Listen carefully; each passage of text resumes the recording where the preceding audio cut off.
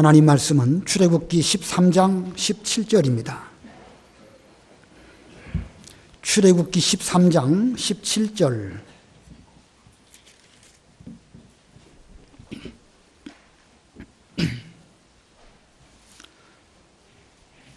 출애굽기 13장 17절.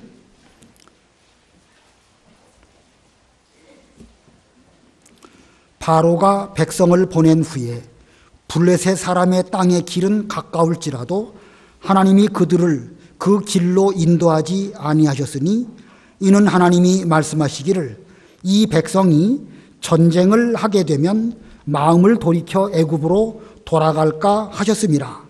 그러므로 하나님이 홍해의 광야 길로 돌려 백성을 인도하심에 이스라엘 자손이 애굽 땅에서 대열을 지어 나올 때에 모세가 요셉의 유고를 가졌으니 이는 요셉이 이스라엘 자손으로 단단히 맹세하게 하여 이르기를 하나님이 반드시 너희를 찾아오시리니 너희는 내 유고를 여기서 가지고 나가라 하였음이더라. 그들이 숫곳을 떠나서 광야 끝 에담의 장막을 치니 여호와께서 그들 앞에서 가시며 낮에는 구름 기둥으로 그들의 길을 인도하시고 밤에는 불 기둥으로 그들에게 비추사 낮이나 밤이나 진행하게 하시니 낮에는 구름 기둥 밤에는 불 기둥이 백성 앞에서 떠나지 아니하니라. 거기까지 봉독합니다. 오늘 본문의 내용을 잘 보면 하나님이 인도하신다는 표현이 여러 번 나옵니다. 블레셋 사람들의 길로 인도하지 아니하시고 광야 길로 인도하셨고 또 구름 기둥 불 기둥으로 그들의 길을 인도하실 때에 밤낮으로 진행하게 하시고 오늘 이와 같은 말씀에 근거해서 오늘 제목은 하나님의 인도, 하나님의 인도라는 제목입니다. 본문 전하기 전에 한 가지 미리 광고를 드릴 것은 다음 주일은 오후 예배 시간에 성경 시험 봅니다.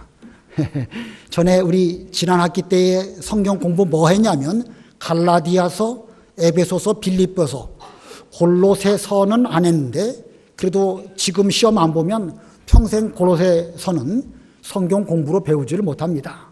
뒤에 연보함 위에 시험지 올려놨으니까 이따 가실 때에 하나씩 가지고 가시고 일주일 동안 성경을 자세하게 읽어가시면서 거기 힌트도 많이 있거든요. 자세하게 읽어가시면서 답을 꼼꼼하게 잘 적어오시기 바랍니다. 또 전에 이게 성경에도 있겠지만 답이 혹시는 설교 시간에 말씀 중에 그 말한 것을 답으로 또 한 것도 있을 것입니다. 잘 연구하셔서 그 답을 잘 준비해 오시면 감사하겠습니다. 이 시험 그러니까 부담되시는 분들이 많이 계신 모양인데 부담 가시지 말고 그냥 형편대로 최선을 다해서 해오시면 됩니다. 그러나 어디까지나 시험은 시험이니까 100점 맞은 사람한테는 뭔가 좀 하다못해 과자 부스러기라도 좀 드려야 되지 않겠는가 이런 생각을 하는데 어떤 잘 풀어서 다음 주일날 오시면 오후 예배 시간에 지난 학기 공부했던 것을 복습하면서 이 성경 시험 다시 한번 함께 풀어보도록 하겠습니다. 자, 오늘 본문에 하나님께서 이스라엘 백성들을 이제 출애굽하게 하시고 광야 길로 인도하시는 그 인도 속에서 어떤 방편으로 인도하셨는가 그것을 본문이 말씀하고 있습니다. 그런데 그 말씀을 배우기 이전에 지금 우리가 이 공과책에 근거해서 본문을 건너뛰면서 이렇게 배우고 있습니다. 이스라엘 백성들이 애굽에 거주한 지 430년 만에 드디어 출애굽을 하게 됩니다. 그들은 라암셋에서 출발해 가지고 첫 번째 수경지로 숫곳에 이르게 되었는데 우리가 지난주 공과 시간에 배운 것처럼 그들은 6월절 맞이하는 그 밤에 애굽에서 출발했습니다. 그래서 지난주일날 오후 예배 시간의 제목이 여호와의 밤이었습니다. 여호와의 밤. 출애굽기 12장 42절 읽어보세요. 12장 42절. 이 밤은 그들을 애굽 땅에서 인도하여 내심으로 말미암아 여호와 앞에 지킬 것이니 이는 여호와의 밤이라. 이스라엘 자손이 다 대대로 지킬 것이니라. 여호와의 밤 그들은 출애굽하게 되었는데 그 이후로 이제 본문, 출애굽기 본문을 줄 보면 12장 끝부분에서는 유월절에 관한 규례를 말씀하셨고 13장에서는 무교절에 관한 말씀을 또 하나님께서 모세를 통하여 주셨고 13장 11절부터는 첫 새끼, 첫 해에서 난 것은 어떻게 하나님께 드려야 할 것인가. 애굽의 장자를 죽인 것 대신에 너희들에게는 장자가 죽지 아니한 대신에 첫 것은 하나님의 것이다. 만약에 나귀 같은 것들은 어떻게 하나님께 첫 것을 드려야 할 것이냐, 이런 것들 대속의 원리를 또 이 출애굽께서 쭉 말씀하시다가 오늘 본문 13장 17절에 이르게 됩니다. 자, 여러 가지 내용들, 뭐 유월절, 무교절, 대속의 진리, 이런 것들 다 성경 그대로 읽어보시기를 바라고, 우리가 하나님이 어떻게 이스라엘 백성들을 인도하셨는가, 그 인도의 방법을 생각하기 이전에 먼저 가장 근원적으로 하나님의 이 말씀에 한번 주목을 해볼 필요가 있단 말입니다. 지금 이 성경을 쭉 보다 보면 이스라엘 백성들을 광야길로 인도하실 때에 여러 가지 눈에 보이는 현상, 방법들로 인도하시지만, 그러나 그 어떤 것보다도 가장 이스라엘 백성들을 인도하신 하나님의 방법은 하나님의 말씀입니다. 말씀. 출애굽하게 하시고 유월절에 관한 말씀을 주시고 무교절에 관한 말씀을 주시고 대속의 원리를 주시고 오늘도 또 여러 가지 말씀으로 그들에게 이쪽으로 가거라 저쪽으로 가거라 이렇게 해라 저렇게 해라, 이것이 끊임없이 이 출애굽기에 쭉 나와 있습니다. 이스라엘 백성들이 광야 지나갈 때에 구름기둥 불기둥 인도 분명히 있었는데, 그러나 성경 기록된 내용에 참고해 보면 구름기둥 불기둥의 인도보다 하나님의 말씀이 그들을 인도하신 경우가 훨씬 많습니다. 자, 그러므로 오늘 제목이 하나님의 인도인데, 하나님의 인도에 있어서 가장 으뜸은 곧 하나님의 말씀이라는 것입니다. 출애굽기 13장 8절로 10절 읽어보세요. 13장 8절. 너는 그날에 내 아들에게 보여 이르기를 이 예식은 내가 애굽에서 나올 때에 여호와께서 나를 위하여 행하신 일로 말미암음이라 하고, 이것으로 내 손의 기호와 내 미간의 표를 삼고 여호와의 율법이 내 입에 있게 하라.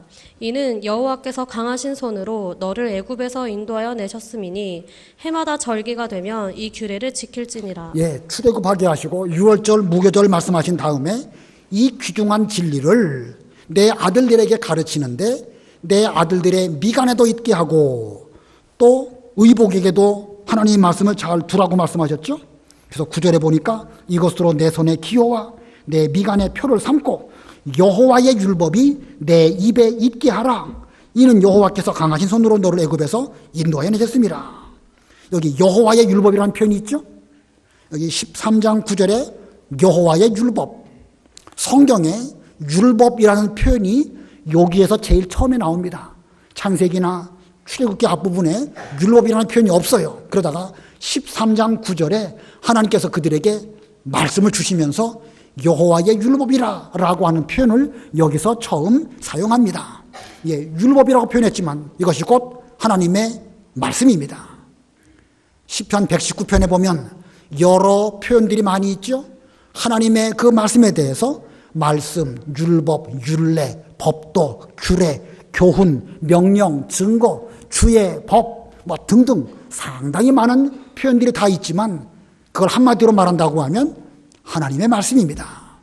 하나님은 우리를 광야길로 인도하실 때에 여러 방편으로 인도하시지만 그중 가장 으뜸이 무엇이냐? 하나님의 말씀입니다. 그래서 그 말씀을 너의 그 손목에 기호로 메고 내 미간에 표를 삼아라. 여기 출애굽기 13장 16절 읽어보세요. 13장 16절. 이것이 내 손의 기호와 내 미간의 표가 되리라.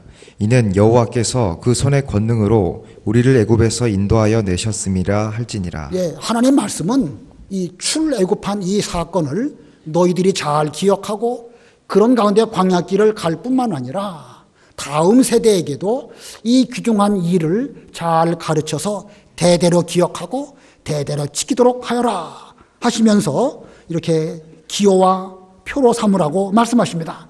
이것에 근거해서 유대인들은, 이스라엘 백성들은 자녀 교육, 신앙 교육을 가장 으뜸으로 여겼고 신앙교육을 가장 으뜸으로 여겼기 때문에 하나님께로부터 그것으로 말미암아 큰 복을 바로 유대인들이 받은 것입니다.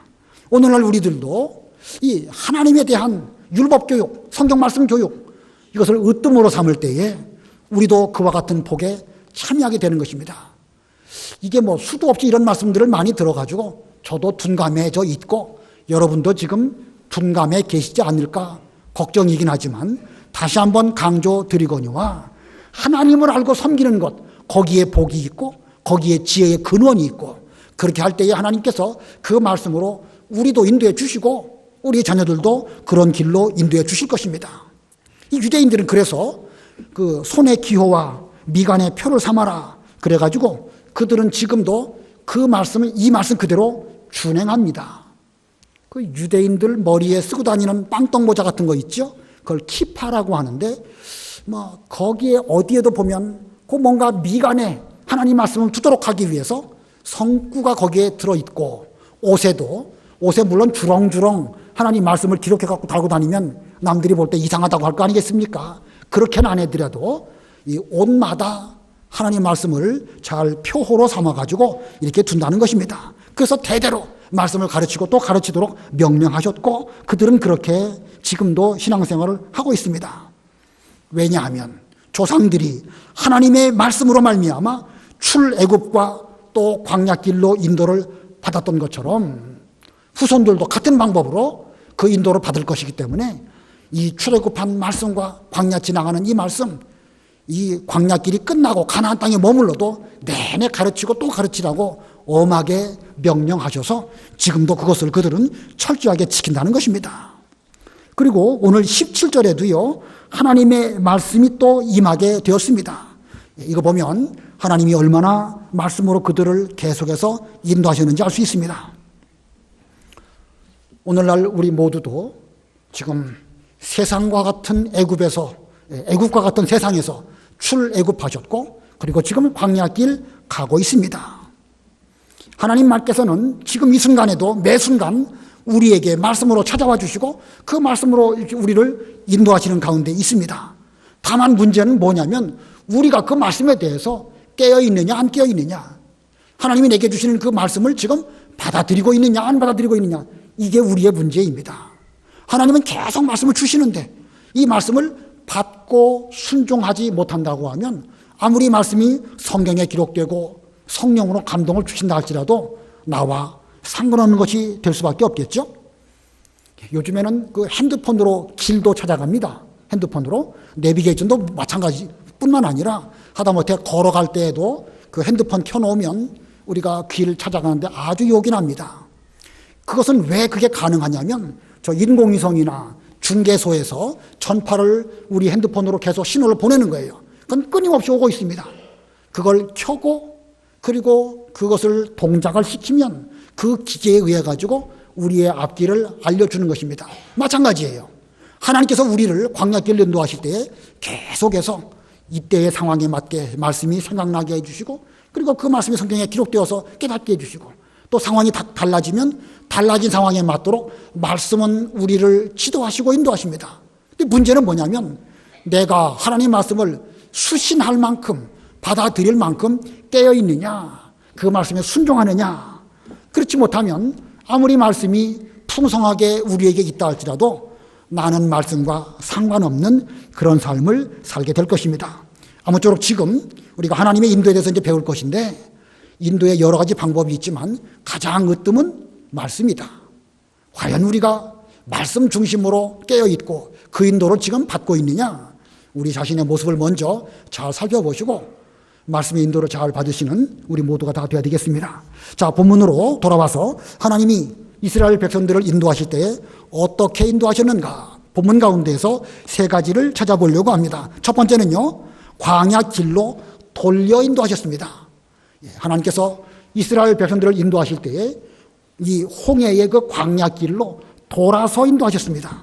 본문 17, 18 우리 다 같이 합독하겠습니다. 17절, 18절 시작. 바로가 백성을 보낸 후에 블레셋 사람의 땅의 길은 가까울지라도 하나님이 그들을 그 길로 인도하지 아니하셨으니 이는 하나님이 말씀하시기를 이 백성이 전쟁을 하게 되면 마음을 돌이켜 애굽으로 돌아갈까 하셨습니다.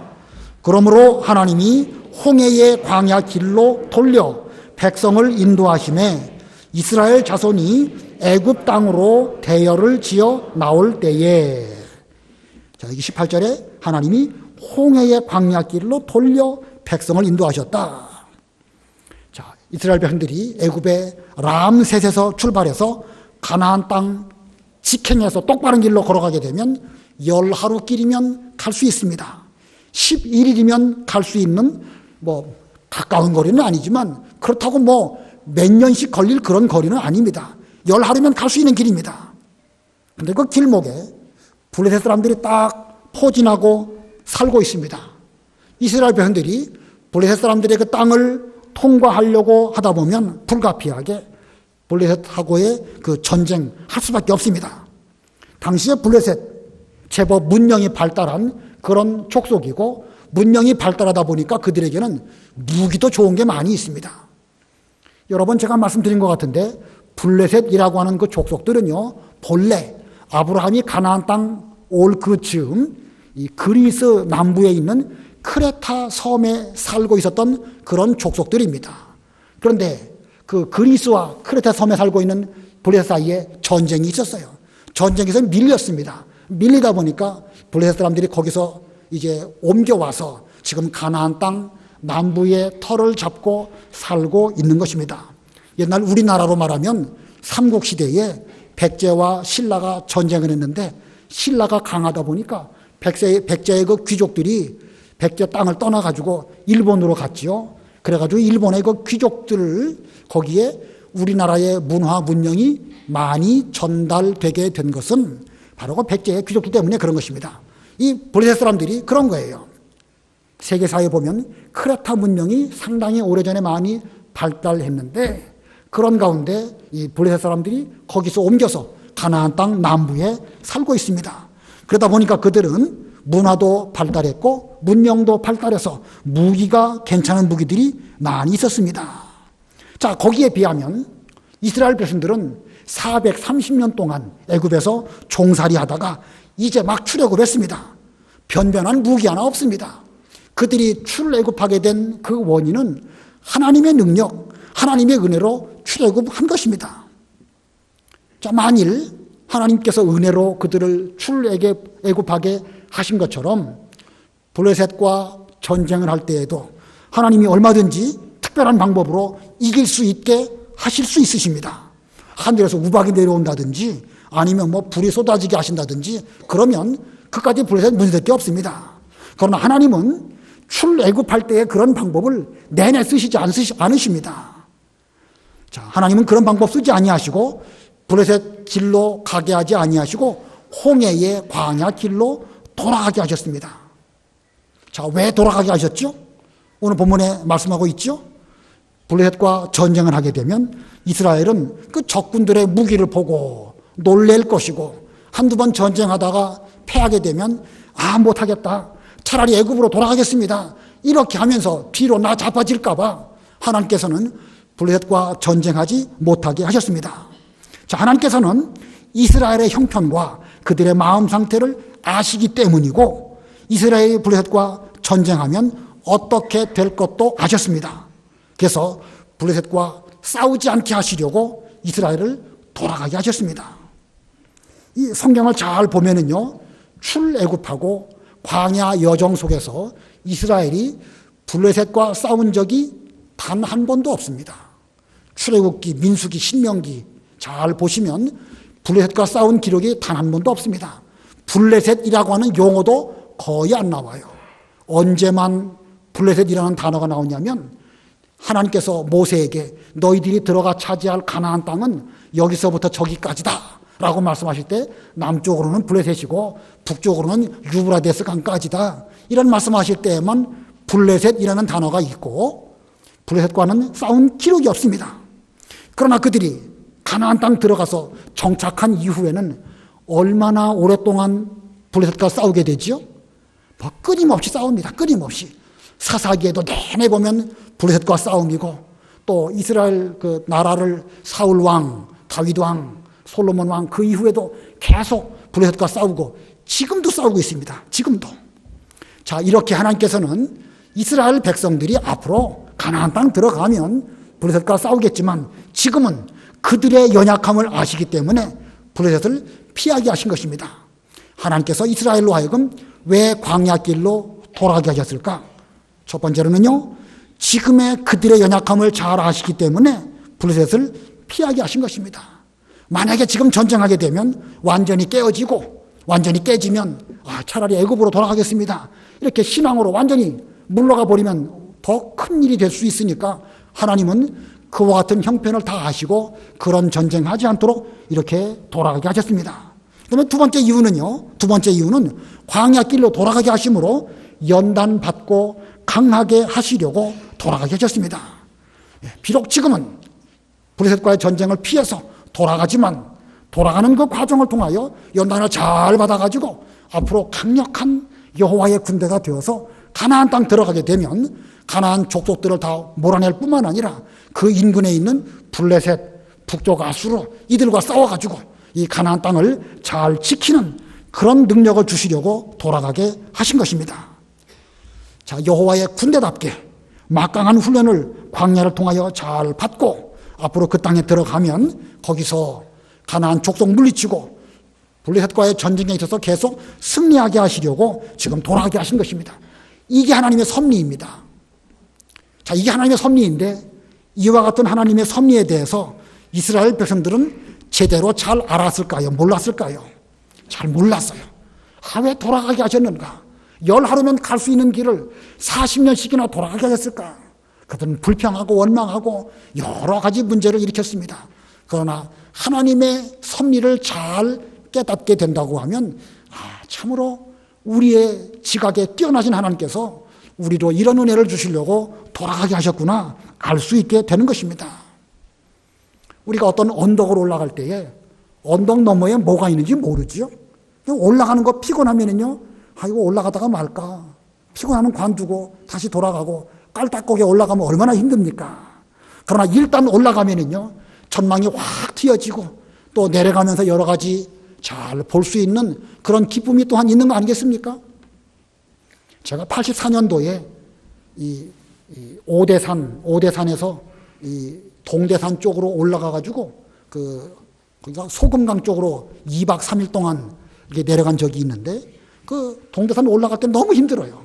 너무너무 힘들어서 괴롭고 그랬었는데 일단 올라가갖고 딱 동해바다를 보니까 확 트여진 전망이 너무너무 아름다웠습니다.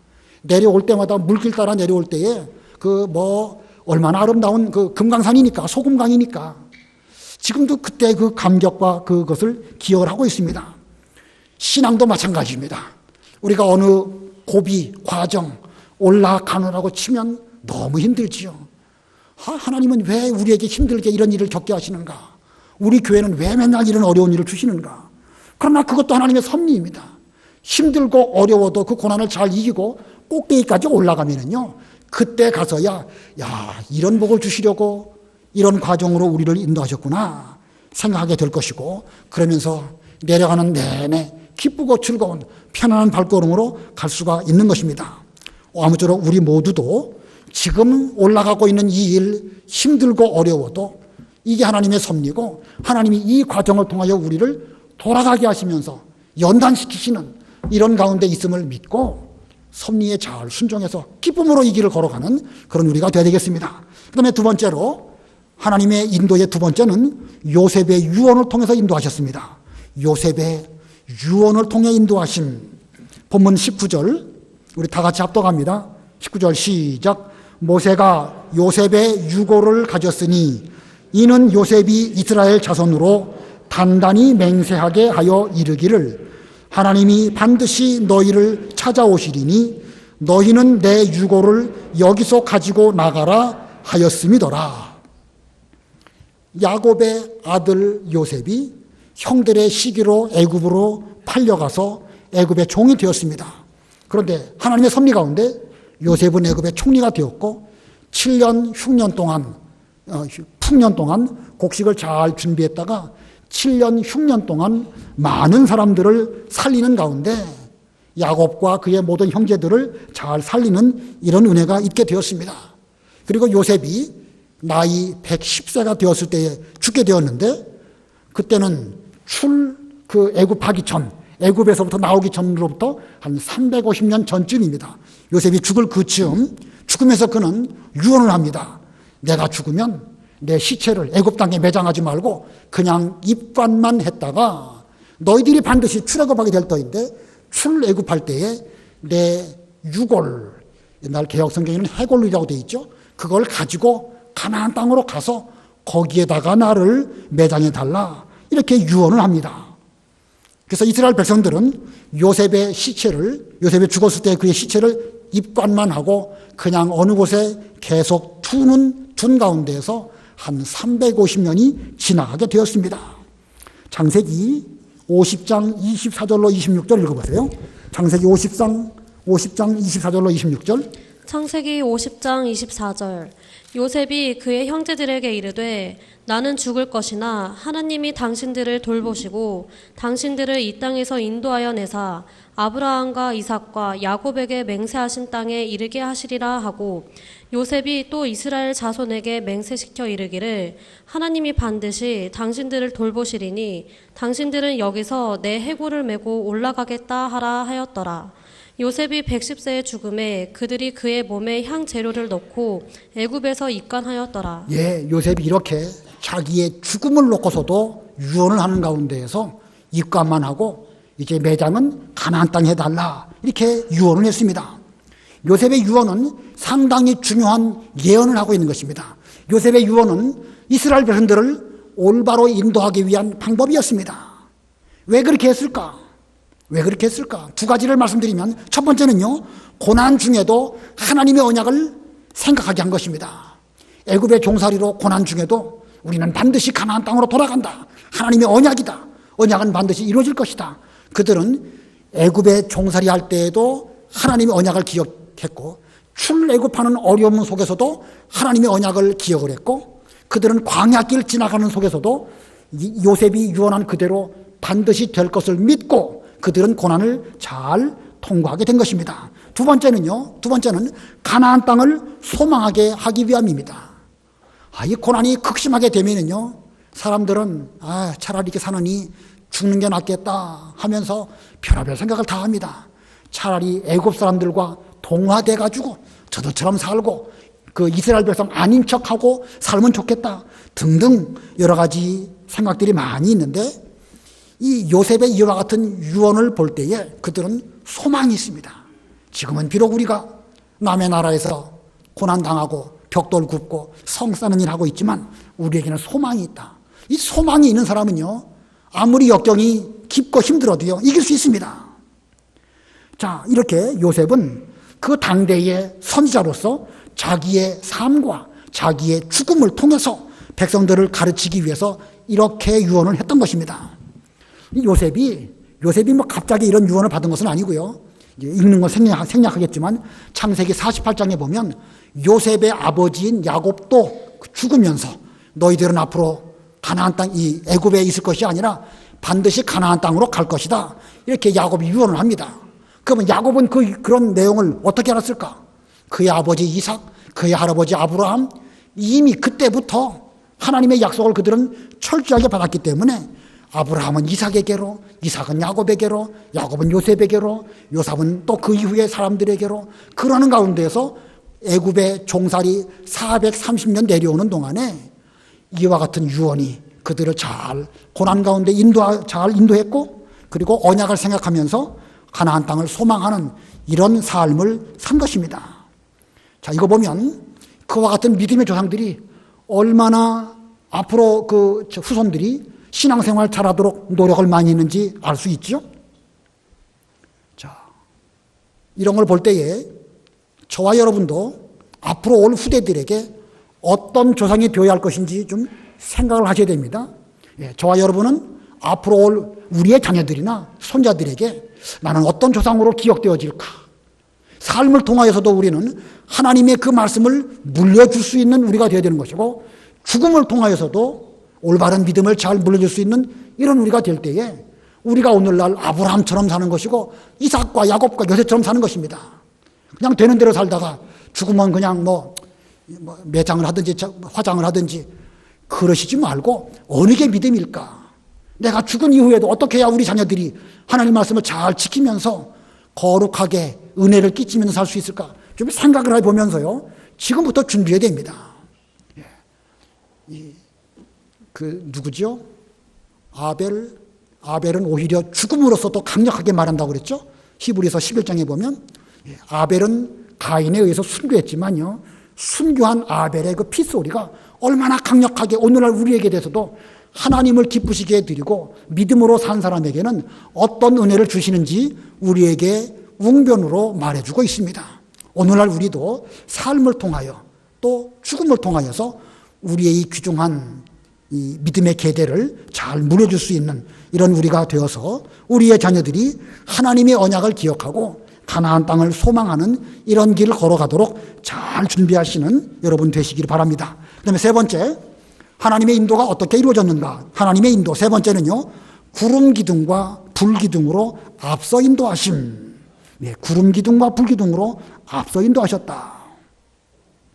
하나님께서는 이스라엘 백성들을 인도하실 때에 하나님의 말씀으로 인도하시고 하나님의 섭리 가운데 홍해 길로 돌아가게 하시고 오랜 시간 동안 조상들의 유언의 말씀과 삶을 통하여서도 그 후손들을 인도하시지만 우리 이 인간들은 영적으로 둔해가지고 그런 말씀, 섭리 혹은 조상들의 그 가르침 다 잊어버리기 쉽습니다. 당장 어려운 일을 만나면 이거 뭐 우왕좌왕 뭘 어떻게 될지 모르는 이런 인간들입니다. 그래서 하나님께서는 때로는 직접적으로 하나님의 놀라운 방법으로 인도하시는데 오늘 본문에서는 구름 기둥과 불 기둥으로 그들을 앞서 가시면서 인도하셨다. 본문 20절에서 22절 읽어보세요. 20절. 그들이 숫곳을 떠나서 광야 끝에 담에 장막을 치니 여호와께서 그들 앞에서 가시며 낮에는 구름 기둥으로 그들의 길을 인도하시고 밤에는 불 기둥을 그들에게 비추사 낮이나 밤이나 진행하게 하시니 낮에는 구름 기둥 밤에는 불 기둥이 백성 앞에서 떠나지 아니하리라. 이스라엘 백성들이 람셀에서 출발해 가지고 첫 번째 수경지가 숫곳입니다. 숫곳에서 하룻밤 자고 그리고 또 하룻밤인지 거기까지는 정확하게 모르지만 두 번째 수경지는 광야 끝 에담이라는 곳에 진을 쳤습니다. 에담. 이 에담이라는 말은 방벽이라는 뜻이에요. 방벽. 애굽 입장에서는 동쪽에서 쳐들어오는 사람들을 방어하기 위해서 에담이라는 곳에 어떤 그 벽을 쌓았던 모양이에요. 그 방벽의 이름을 따서 그곳 지명이 에담이 되었습니다. 이 반대편 저쪽에서 애굽을 바라볼 때는 거기를 수르라고 합니다. 수르라는 말도 같은 의미로 방벽, 성벽이라는 뜻입니다. 애굽 말로 방벽 그러면 에담이고 또 이스라엘 말로 방벽 그러면 수르입니다. 자, 그들은 지금 이 출애굽하고 이 숫곳 지나서 에담이라는 곳에 거기에 머물렀었는데 이렇게 이스라엘 백성들이 가며 또 갈 때마다 하나님께서 낮에는 구름 기둥으로 그들을 인도하셨고 밤에는 또 불 기둥으로 그들을 비추어 주셨습니다. 그래서 낮이나 밤이나 진행하게 하시니 하나님의 인도가 있으면요 밤낮 없습니다. 낮에는 낮에대로 가야 되는 것이고 밤에도 하나님의 인도가 있으면 가야 되는 것입니다. 자, 이 구름 기둥과 불 기둥 여러분 이 면에 대해서는 상당히 많이 듣고 배우셨죠? 구름 기둥과 불 기둥은 어떤 의미일까? 첫 번째는 하나님의 임재를 의미합니다. 임재라는 것은 우리에게 찾아와서 함께 하신다 그런 뜻이죠. 이제 출애굽기 40장에 가면은 하나님 명령대로 성막을 잘 만듭니다. 최선을 다해서 성막을 만들고 그 성막 안에 기구들을 다 들어놓고 그리고 하나님께 먼저 번제를 드리니까 하나님이 그 번제를 기뻐 받으시고 구름으로 함께 하셔서 빽빽한 구름이 그 성막 안에 가득했습니다. 그것이 무엇을 상징하는가? 하나님의 임재입니다. 함께 하시는 것입니다. 자, 이 구름 기둥, 불 기둥 하나님이 우리와 함께 하신다. 임재를 의미하고 또 하나의 의미는 하나님의 인도입니다. 보호. 하나님의 보호. 그들이 광야길을 지나갈 때에 광야가 낮에는 덥고 밤에는 춥고 이거 뭐 견디기가 어렵습니다. 육체를 가진 인간으로서 견디기 어려울 때 낮에는 구름으로 이스라엘 백성들을 보호해 주시고 밤에는 불기둥으로 또한 따뜻하게 해주심으로 그 길을 잘 걸어가게 하십니다. 자, 이렇게 구름기둥, 불기둥 두 가지 의미가 있어요. 첫 번째는 하나님의 임재, 함께 하신다는 뜻이고, 두 번째는 하나님의 보호입니다. 또 오늘날 우리에게 돼 있어서는 성령께서 세상 끝날까지 우리를 떠나가지 아니하시고 우리와 함께 하시는 것을 의미합니다. 예수님께서 모세가 이스라엘 백성들을 출애굽하게 한 것처럼 예수님은 우리에게 대하여 구원자가 되셔가지고 세상에서부터 건져주셨습니다. 우리가 앞으로 40년 광야길을 가야 되겠는데 이거 뭐 우리의 힘으로는 어림도 없습니다. 그러나 주님께서는 세상 끝날까지 이 보혜사 성령을 우리에게 보내주시고 떠나지 아니하시고 내내 함께 해주실 것을 약속하여 주셨는데, 이 구름기둥 불기둥 하나님의 임재와 보호는 곧 성령께서 우리와 함께 하실 것을 의미하는 것입니다. 지금 우리가 이와 같은 길을 걸어가고 있습니다. 앞으로 세상 끝날, 우리가 언제가 우리의 끝날일지, 언제 우리가 가나안 천국에 들어갈지, 그것은 하나님의 섭리 가운데 이루어질 것인데, 그때까지 잠시도 성령께서는 우리를 떠나지 아니하시고 계속해서 인도하셔가지고 마침내 반드시 천국으로 들어가게 하실 것입니다.